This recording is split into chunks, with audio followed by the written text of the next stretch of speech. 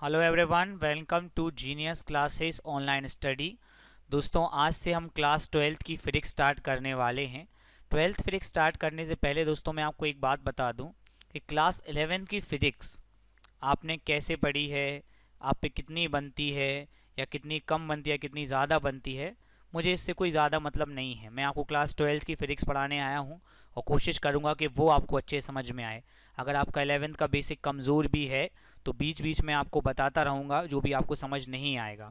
तो मैं स्टार्टिंग में आपसे एक बात कहता हूँ दोस्तों, शुरुआत करने के लिए महान होने की ज़रूरत नहीं है। अभी आप शुरुआत कर रहे हैं, आपको इतना ज़्यादा ज्ञानी होने की ज़रूरत नहीं है, परंतु महान होने के लिए शुरुआत करने की ज़रूरत है और वो शुरुआत दोस्तों आज हम कर रहे हैं। चलिए करते हैं शुरुआत एक नई क्लास 12th फिजिक्स की। आशा करता हूँ आप सभी लोग बहुत ध्यान से पढ़ेंगे और इस बार फिजिक्स को बहुत अच्छे से सीखेंगे।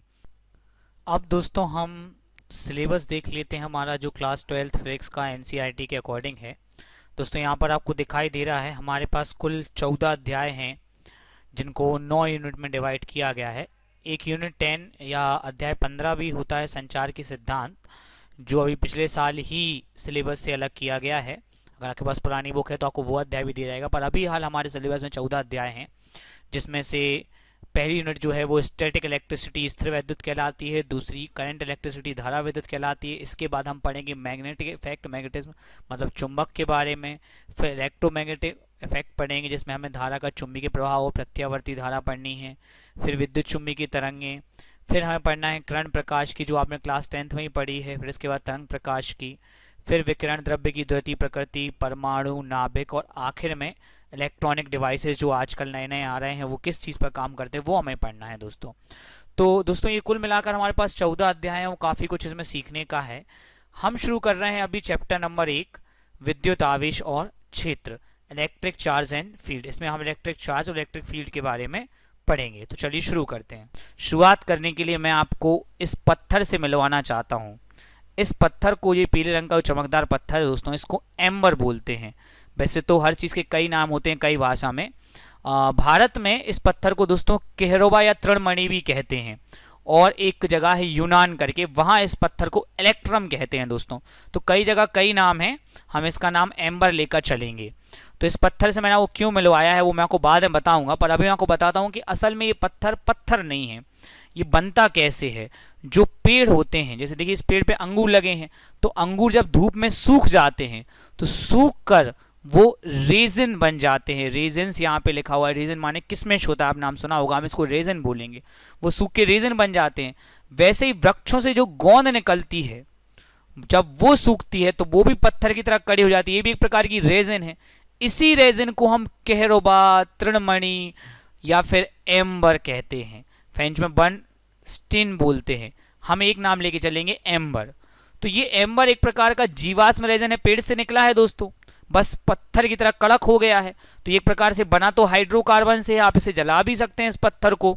ठीक है, मैं आपको बताना चाहूंगा दोस्तों, ये पत्थर बहुत ही चमकदार होता है, इसलिए इस पत्थर के कई गहने बनाए जाते हैं, आभूषण बनाए जाते हैं। ठीक है, और चूंकि देखिए पेड़ पौधों पे भाई गोंद है, तो गोंद के साथ कई बार ऐसा हो जाता है कि कुछ क्या चाहिए, टिड्डे, पंख वाले जानवर सब चिपक गया, इसलिए आपको इस लॉकेट के अंदर कुछ पंख वाले जानवर दिखाई दे रहे होंगे।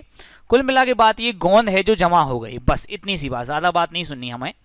तो अब मैं आपको शुरुआत करूंगा एक कहानी से। फिजिक्स की शुरुआत मैं हमेशा कहानी से करता हूँ, कोई भी नया चैप्टर हो कुछ भी हो, मैं हमेशा कहानी से शुरुआत करता हूँ दोस्तों। ये कहानी जो है वो 600 ईसा पूर्व की, इतनी पुरानी कहानी है। देखिए अभी चल रहा है आपका 2020, आज 27 अप्रैल 2020 है, तो 2020 से भी 600 ईसा पूर्व, मतलब 2020 से भी 600 पूर्व की कहानी आपको सुना रहा हूँ। कुल मिला के 2620 वर्ष पूर्व की कहानी है आज से। ये कहानी जो है वो इस शहर की कहानी है दोस्तों। ये सुंदर सा शहर जो आपको दिख रहा है, इसे हम ग्रीस बोलते हैं। कई लोग इसको ग्रीस पढ़ते हैं, कई लोग इसको ग्रीक पढ़ते हैं। आपने शायद बुक्स में ग्रीक पढ़ा होगा, बुक्स में लिखा होता है कि अल्फा एक ग्रीक भाषा का अक्षर है, बीटा एक ग्रीक भाषा का अक्षर है। ये आपने 11th फिजिक्स में जरूर सुना होगा, गामा एक ग्रीक भाषा का अक्षर है दोस्तों। तो जो भी आपको पढ़ना हो कोई फर्क नहीं पड़ता, ग्रीस या ग्रीक। हम लोग यहाँ पे भारत में या पुराने ग्रंथों में इसको यूनान बोलते हैं दोस्तों, आपने नाम जरूर सुना होगा यूनान। तो ये कहानी यूनान की है दोस्तों। यूनान जो है, यूनान में एक छोटी सी जगह है मिलेटस, नाम देखिए यहाँ पे, यूनान में एक छोटी सी जगह है मिलेटस। तो मिलेटस में दोस्तों एक कहना चाहिए साइंटिस्ट हैं, यूनानी विज्ञान के जनक कहलाते हैं, उनका नाम है थेल्स। ये थेल्स ऑफ मिलेटस कहलाते हैं। इनको दोस्तों, इनको एक जंगल में जहाँ पे इनकी लैब थी, जहाँ पे इनका रहवास था, वहाँ पे पेड़ के किनारे इनको पत्थर मिल गया, इसका नाम हमने एम्बर बताया था आपको। वो पत्थर इनको मिल गया। तो साइंटिस्ट होते हैं तो भाई हर चीज़ को कौतूहल की दृष्टि से देखते हैं। तो शुरुआत के लिए उन्होंने कहा भाई ये चमकदार पत्थर देखते सर क्या होता है। तो उन्होंने शुरुआत के लिए उस पत्थर को अपनी, जो उस समय वो स्वेटर पहने हुए थे, उस स्वेटर की जेब में अपने पत्थर को रख लिया। फिर दोस्तों वो प्रयोगशाला में ले गए और प्रयोगशाला में उन्होंने पत्थर को देखा कि पत्थर क्या कर सकता है। उन्होंने पाया कि जो पत्थर है, ये पत्थर कागज के छोटे छोटे टुकड़ों को अपनी ओर आकर्षित करता है। तो उनको लगा कि शायद इस पत्थर में ही कोई ऐसा खास गुण है कि आकर्षित कर रहा है। लेकिन थोड़ी देर बाद उन्होंने देखा कि पत्थर का टुकड़ों को आकर्षित नहीं कर रहा है। तब उनको समझ में आया कि यार ये पत्थर खास नहीं है, खास शायद ये बात है कि मैंने इसको जब स्वेटर में रखा, मैंने इस पत्थर को जब अपनी स्वेटर में रखा, तो ये पत्थर जो है स्वेटर से रगड़ गया, घर्षण कर लिया इस पत्थर ने, तब शायद। तो उन्होंने फिर से इसको घर्षण किया। जब इसको फिर से घर्षण किया तो ये पत्थर फिर से कागज के छोटे टुकड़ों को अपनी ओर आकर्षित करने लगा। तो इस प्रकार से दोस्तों उनको समझ में आया कि भाई पत्थर को ऊन से या रेशम से या अन्य किसी कपड़े से रगड़ना जरूरी है। तो उन्होंने पाया या उन्होंने ये प्रयोग किया और इससे निष्कर्ष निकाला कि एम्बर नाम का जो पदार्थ है, उसको ऊनी कपड़े से रगड़ने पर उसमें हल्की वस्तुओं को अपनी ओर आकर्षित करने का गुण उत्पन्न हो जाता है। दोस्तों ये प्रयोग आप अपने घर पर भी कर सकते हैं। चलिए आइए देखते हैं कैसे कर सकते हैं। दोस्तों थेल्स ने जो प्रयोग किया था वो हम घर पे भी कर सकते हैं। उस प्रयोग को करने के लिए हमें एम्बर की आवश्यकता नहीं है। उसकी जगह हम एक प्लास्टिक की कंघी ले रहे हैं और कुछ कागज के टुकड़े मैंने लिए हुए हैं यहाँ पर। देखिए जब अभी कंघी कोई आवेशित अवस्था में नहीं है तो कागज के टुकड़े कंघी की ओर आकर्षित नहीं होते हैं। देखिए दोस्तों कोई कागज के टुकड़ों को कंघी नहीं उठा रही है। देखिए, ये देखिए दोस्तों। अब दोस्तों हम क्या करेंगे, इस कंघी को फर से रगड़ेंगे। फर भी एक प्रकार का कम्बल ही होता है, फर का भी कम्बल होता है। जैसे ऊन के वस्त्र होते हैं वैसे फर के होते हैं। आपके घर में भी फर के कम्बल जरूर होंगे। इसको कंघी से हम रगड़ेंगे। या तो हम चाहें तो फर से रगड़ सकते हैं, ऊन से रगड़ सकते हैं, रेशम से रगड़ सकते हैं। देखते हैं कि रगड़ने के बाद क्या होता है दोस्तों। ये देखिए दोस्तों, ढेर सारे कागज इस कंघी में चिपक रहे हैं और कंघी ने उन कागजों को अपनी। दोस्तों ये कागज और कंघी वाला प्रयोग आप अपने घर पे अवश्य कीजिएगा और देखिएगा कागज के छोटे टुकड़े खुद आकर्षित हो रहे हैं या नहीं। फिजिक्स एक प्रैक्टिकल सब्जेक्ट है, आप घर पे प्रैक्टिकल करके ज़रूर देखिए दोस्तों। चलिए अभी हमने देखा कि एम्बर की जगह हम प्लास्टिक का यूज़ कर रहे हैं। तो इस कहानी को हम आगे बढ़ा के ले आएंगे। अपनी कहानी अब 600 ईसा पूर्व से 16वीं शताब्दी में आ जाएगी। 1600, जैसे 2020 चल रहा है भाई, 1600 में आ जाएगी। अब कहानी को आगे बढ़ाने के लिए कुछ पात्र हैं जो मैं आपको बता रहा हूँ। ये है एलिजाबेथ प्रथम। आपको पता होना चाहिए इंग्लैंड की महारानी को एलिजाबेथ बोलते हैं। एलिजाबेथ प्रथम के चिकित्सक थे विलियम गिलबर्ट। तो दोस्तों विलियम गिलबर्ट 1540 1603 इन्होंने, मतलब ये इनकी जीवन है, जन्म और मृत्यु। तो विलियम गिलबर्ट जो है, विलियम गिलबर्ट ने एम्बर जैसे कई तरह के पदार्थों की खोज। जैसे हमने अभी प्लास्टिक देखा यहाँ पे, वैसे विलियम गिलबर्ट ने एम्बर की तरह व्यवहार करने वाले कई पदार्थों की खोज की दोस्तों। ठीक है, और उन्होंने इस प्रकार के पदार्थ का नाम इलेक्ट्रसा रखा। अब इलेक्ट्रसा क्यों रखा इसको समझिए आप। क्योंकि एम्बर को ग्रीक भाषा में, यूनान में इलेक्ट्रम बोलते हैं।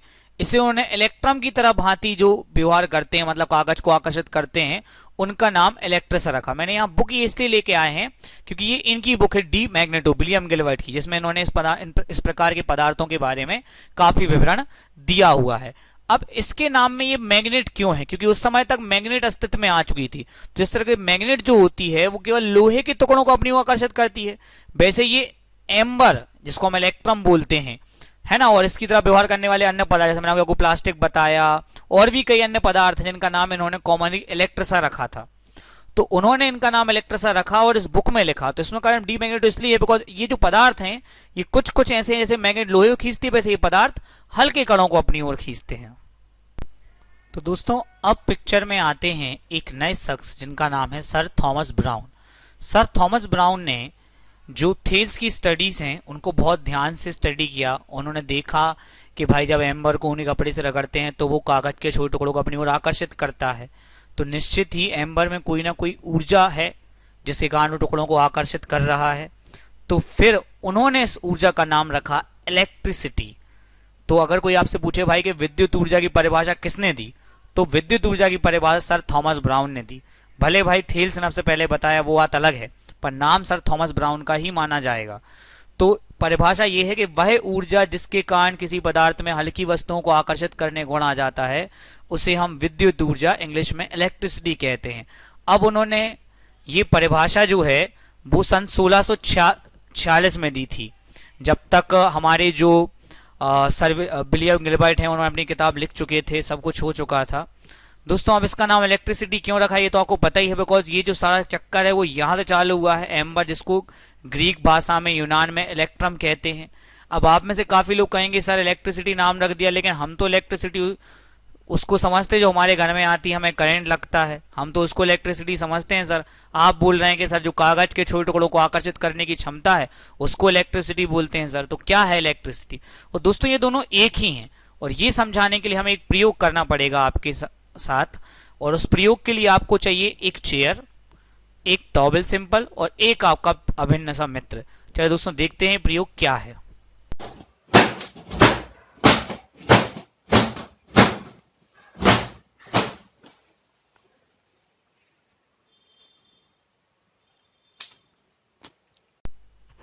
दोस्तों इस प्रयोग में आपने देखा कि हमने कुर्सी पर एक व्यक्ति को बिठाकर टॉवेल से कुर्सी में घर्षण किया, और फिर हमने देखा कि इस व्यक्ति में जो ऊर्जा आई है वो हमारी विद्युत ऊर्जा ही है, जो हम देखते हैं समय करंट लगता है, घर्षण होता है। दोस्तों आप प्रयोग जरूर कीजिएगा। तो इस प्रयोग से हम ये समझे कि ये विद्युत जो है ये घर्षण के कारण उत्पन्न हुई है, तो हम इसका नाम रखेंगे घर्षण विद्युत, इसलिए इस वजह घर्षण विद्युत भी कहते हैं। अगली चीज दोस्तों जो आपको 11th से पता होनी चाहिए कि जो घर्षण है, आपको याद हो, घर्षण एक गति विरोधी बल है, गति का विरोध करता है। जैसे भाई इस बक्से को खिसका रहे हैं तो खिसकाने में इनको बल लग रहा है, क्योंकि सरफेस जो है वो घर्षण से इस बक्से की गति का विरोध कर रहा है। तो आज हम एक नई चीज चली पता कि घर्षण एक गति विरोधी बल तो है, साथ साथ वो एक विद्युतीय बल भी है, जो हमें इसी साल अभी पता चला है। अब एक अन्य चीज पर हम ध्यान देंगे दोस्तों कि आपके घरों में जो बिजली आती है, जो तार में प्रवाहित होती है, जैसे जल की धारा प्रवाहित होती है वैसे तार में वो विद्युत प्रवाहित होती है, उससे हम दोस्तों धारा विद्युत कहते हैं। लेकिन जो अभी हमने घर्षण के कारण कुर्सी में उत्पन्न की थी, वो कुर्सी में है या शख्स में है तो उसी में थी, प्रवाहित नहीं हो रही थी, उसे दोस्तों हम स्थिर वैद्युत कहते हैं। तो इस विधि मतलब घर्षण जो हमने किया है, इस विधि से उत्पन्न जो आवेश है प्रवाहित नहीं हो पाता, मतलब ऐसा प्रवाहित नहीं हो पाता, बिकॉज वो लोहे में उत्पन्न नहीं हुआ, चालक में प्रवाहित होता है, इसलिए इसे हम स्थिर वैद्युत भी कहते हैं। मतलब जो घर्षण विद्युत होती है उसका एक और नाम है स्थिर वैद्युत। इस बात को आपको ध्यान रखना है दोस्तों। धारा विद्युत भी पढ़ेंगे हम आगे जाके। अब दोस्तों हम आपको एक जरूरी चीज बताना चाहते हैं, वैद्युत इलेक्ट्रिसिटी क्या होती है। देखिए इंग्लिश में नाम दोनों इलेक्ट्रिसिटी है, पर यहाँ हिंदी में वैद्युत का मतलब यहाँ पे विद्युत या ऊर्जा से नहीं है। विद्युत यहाँ पे एक शाखा है बहुत की जिसके अंतर्गत हम आवेशों और उनके गुणधर्मों का अध्ययन करेंगे। ठीक है, तो इसे दो भागों में विभाजित किया गया, जो अभी आपने सिलेबस में भी देखा था। पहला भाग है स्थिर वैद्युत, इसमें हम स्थिर आवेशों का अध्ययन करेंगे, और दूसरा भाग है धारा वैद्युत, उसमें हम गतिमान आवेशों का अध्ययन करेंगे। हमारे घर में जो आती वो धारा वैद्युत है, कुर्सी में जो उत्पन्न किया हमने वो स्थिर वैद्युत, दोनों का अध्ययन हम करेंगे। तो ये बस थोड़ा सा ध्यान रखिएगा कि हिंदी में वैद्युत और विद्युत ये थोड़े से हिंदी में अलग अलग है, इंग्लिश में दोनों को इलेक्ट्रिसिटी ही बोलते हैं, इतना ध्यान रखिएगा आप दोस्तों। अब हम आगे आ जाते हैं। सर थॉमस ब्राउन वाली परिभाषा एक बार फिर से लिख लेते हैं, जो अच्छे से लिखना है। वह ऊर्जा जिसके कारण किसी पदार्थ में हल्की वस्तुओं को आकर्षित करने का गुण आ जाता है, विद्युत ऊर्जा कहलाती है। इसका एक एग्जांपल हम ले सकते हैं दोस्तों कि भाई एम्बर को ऊन से रगड़ने पर एम्बर में हल्की वस्तुओं को आकर्षित करने का गुण आ जाता है, तो एम्बर में जो ऊर्जा आई उसे हम विद्युत ऊर्जा कहेंगे।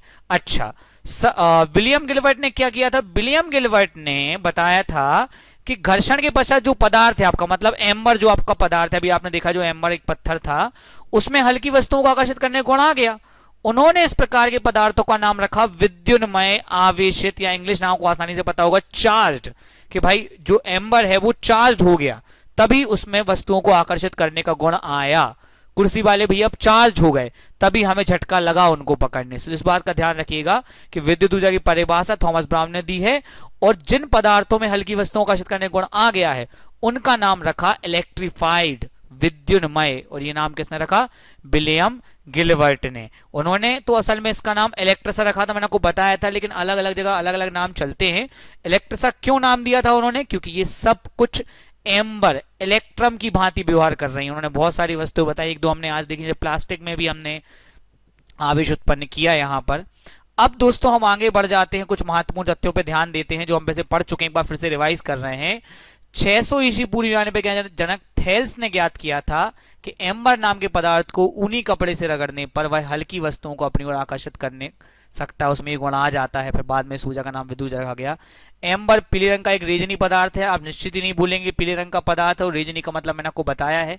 ग्रीक भाषा में एम्बर को इलेक्ट्रम कहते हैं, ये भी मैंने आपको बताया। छोटा सा रिवाइज हो रहा है दोस्तों, ताकि आपसे अभी जो ऑब्जेक्टिव पूछे जाएं वो आप पर बने। अब आ जाते हैं, विद्युत ऊर्जा की परिभाषा किसने दी थी दोस्तों? विद्युत ऊर्जा की परिभाषा दी थी सर थॉमस ब्राउन ने। और उन्होंने इस ऊर्जा का नाम इलेक्ट्रिसिटी क्यों रखा था? क्योंकि उनको पता था कि एम्बर का ग्रीक नाम इलेक्ट्रम है, इसलिए उन्होंने इसका नाम इलेक्ट्रिसिटी रखा। अब आपके सामने दोस्तों एक ऑब्जेक्टिव आ गया है, और मैं चाहूंगा कि आप इसका सही जवाब मुझे दें। अब आपका टेस्ट है क्लास के आखिर में। क्लास हमने कितने ध्यान से पढ़ी है, कमेंट में आप आंसर्स लिख दीजिए। चलिए दोस्तों, समय समाप्त होता है, आपने सही आंसर लिख दिया होगा। विद्युत ऊर्जा की खोज सर्वप्रथम की थी दोस्तों थेल्स ने। थेल्स ने सबसे पहले पता लगाया था एम्बर वाले पदार्थ को। दोस्तों अगर आप ये टेस्ट ध्यान से दे रहे हैं तो ही कोई फायदा है आपके आज की क्लास का, अगर आपके 10 के 10 ऑब्जेक्टिव सही हो तो ही फायदा है। चलिए आगे बढ़ते दोस्तों। नेक्स्ट क्वेश्चन, एलिजाबेथ प्रथम के चिकित्सक कौन थे? ये बातें बहुत छोटी छोटी हैं जो मैंने आपको बताई है, पेपर में आए अन्यथा ना आए, मैं जांच कर रहा हूं कि आप कितने फोकस से मेरी क्लास को सुना है आपने। चलिए दोस्तों, तो इसका सही जवाब है दोस्तों विलियम गिलबर्ट। एलिजाबेथ प्रथम के चिकित्सक थे विलियम गिलबर्ट।